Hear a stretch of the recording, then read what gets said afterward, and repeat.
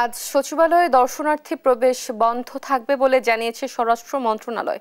সোমবার রাতে এক বিজ্ঞপ্তিতে তথ্য জানানো হয়। বিজ্ঞপ্তিতে বলা হয়, অনিবার্য কারণবশত মঙ্গলবার বাংলাদেশ সচিবালয়ে সব ধরনের দর্শনার্থী প্রবেশ বন্ধ থাকবে।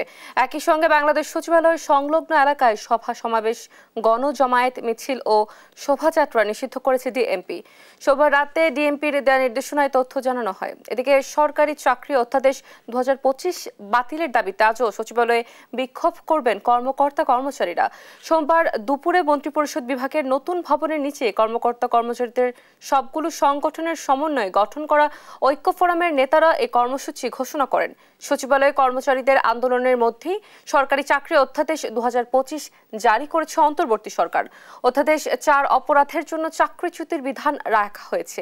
এই অধ্যাদেশকে নিবর্তনমূলক ও কালা কানুন আখ্যায়িত করে তা প্রত্যাহারের দাবি জানিয়েছেন আন্দোলনকারীরা।